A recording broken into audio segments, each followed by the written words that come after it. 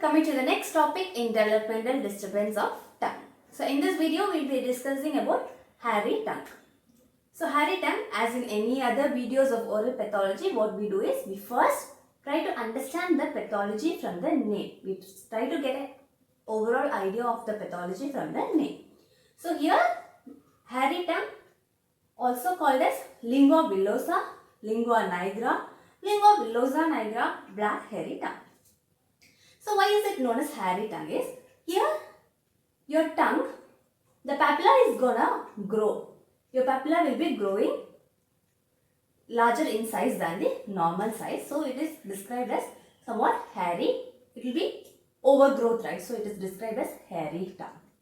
And we can know it is shown as black hairy tongue. But remember, your hairy tongue is not always black in color. It can be of any colors that we will study later.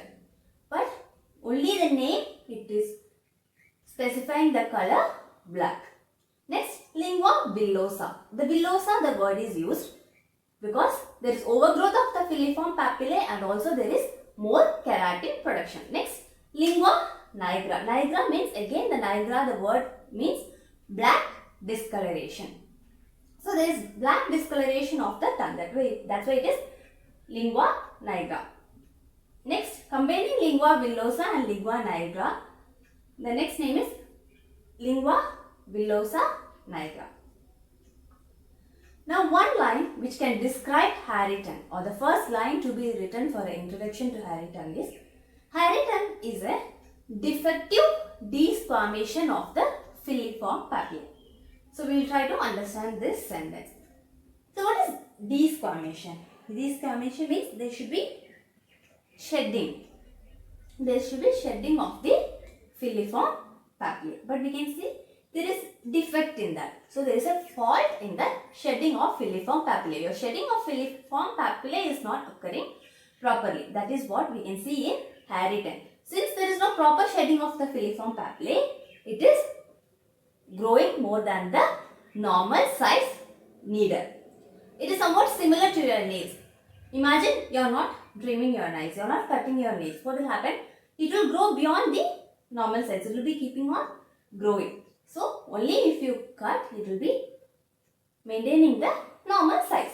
The same way, here also your filliform papillae, when it's not shedded normally. So how is your filliform papillae getting shedded normally? As we take some food, the rough diets, our normal mastication, normal tongue cleaning, normal tooth oral hygiene maintenance are the things which will help in shedding of filliform papillae. Okay.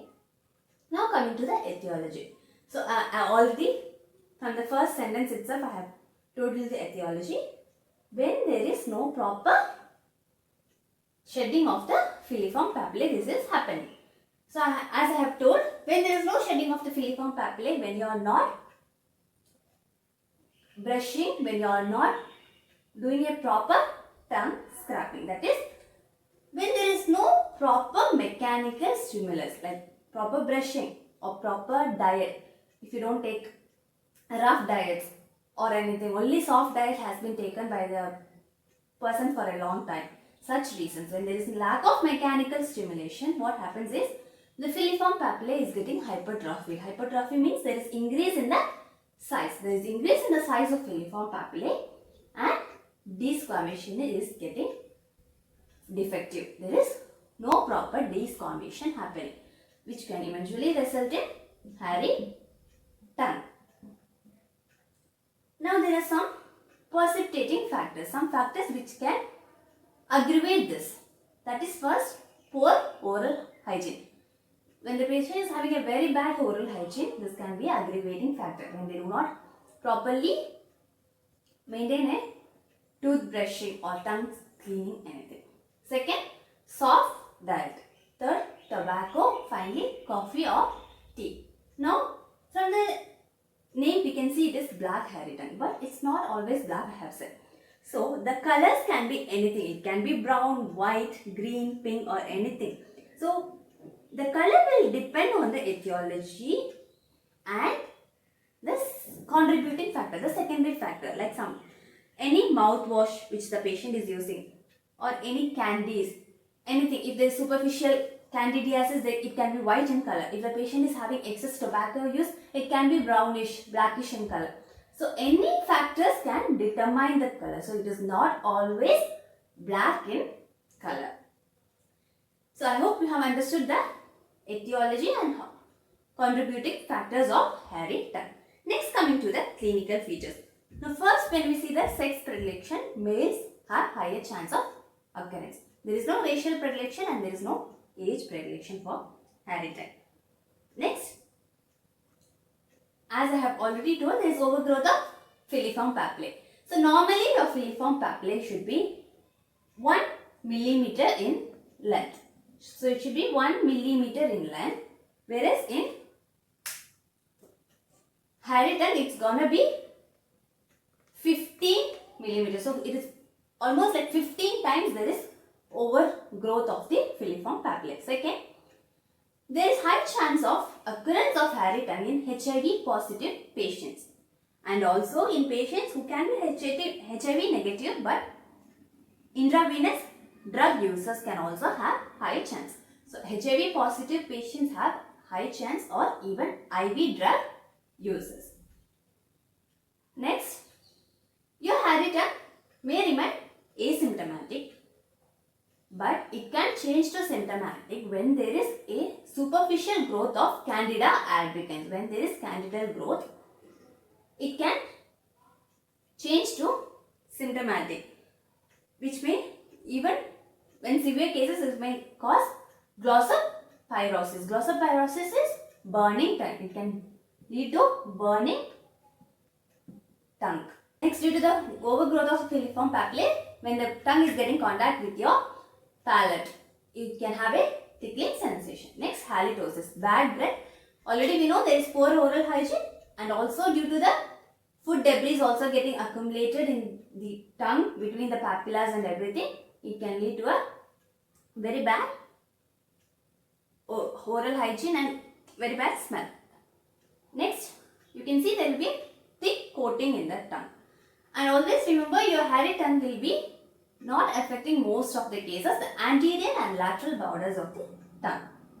And it's mostly anterior to the circumvillate papilla region. Finally, there can be also change in the taste sensation. Now we have some differential diagnosis. First, it is candidiasis, leukoplakia, oral lichen planus and oral hairy leukoplakia. So if you suspect for the candidiasis, we can just take a culture from the dorsal surface of the tongue and we can check the specimen. Next, oral hairy leukoplakia, you have to go for a definitive diagnosis when mainly the patient is HIV positive. When the patient is HIV positive, then you have to identify whether it's oral hairy leukoplakia or hairy tongue.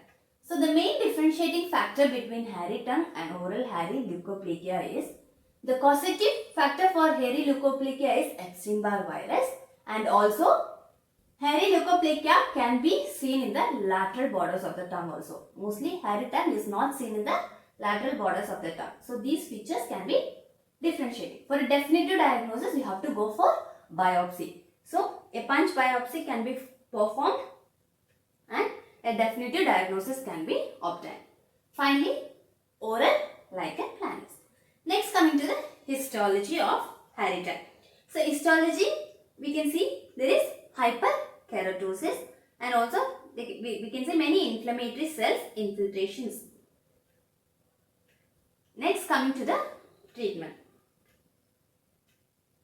In many cases, it's told maintaining a proper oral hygiene, like maintaining a proper brushing of the tooth or using a commercial tongue scraper is even efficient to remove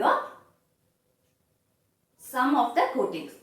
Even when you probe clinically, you can see that we can somewhat separate the papillas. When you probe, you can separate it. It will be that there can be that much growth.